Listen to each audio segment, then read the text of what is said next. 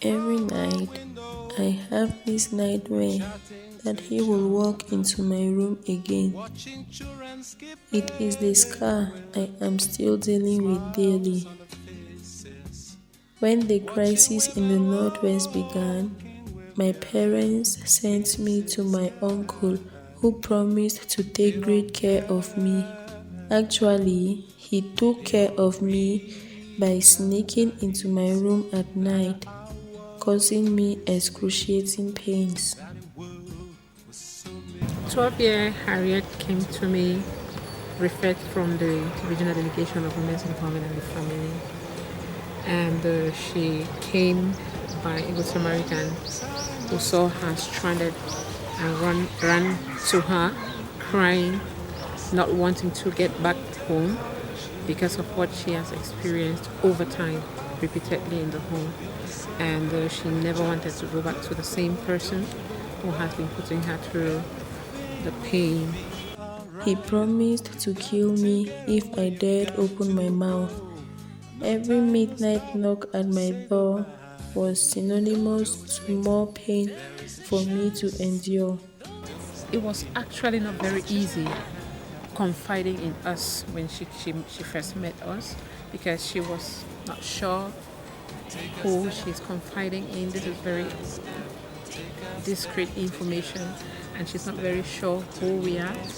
And so having talked to her and made her understand the role of confidentiality and how we work and how we intentionally ensure that survivors are safe, they can feel free to talk with us, our team of social workers and even mental health nurses, then she was able to open up and say, okay, this is my story. While suicidal thoughts were already lingering on my mind, I one day just burst out. I could not take it anymore.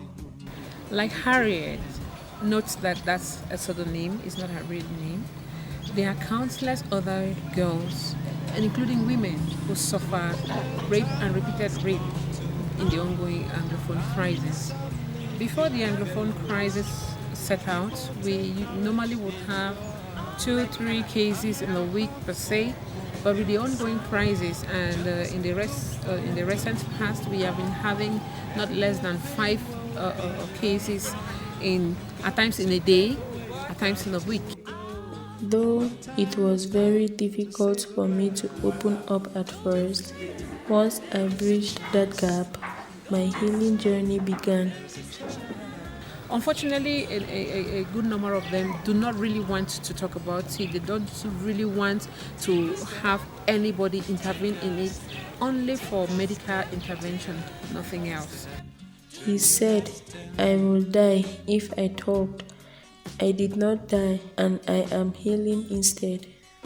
Just to say that if you're out there and you have similar situations like Harriet, don't sit with it. Come over and we'll be able to help you and to be able to support you, have adequate care holistically and in a timely manner and in a very, very confidential way. It's necessary for each and everyone to be able to grow up, especially children and young girls, grow up in ways consistent of their ages and not experience adversities that are preventable, and we can be able to help and build a better future. That's why we want to orange the world. We want to fund, we want to respond, we want to prevent, and want to collect enough data that can inform all of these processes. Take a step to a new destiny. Take a step to a new destiny.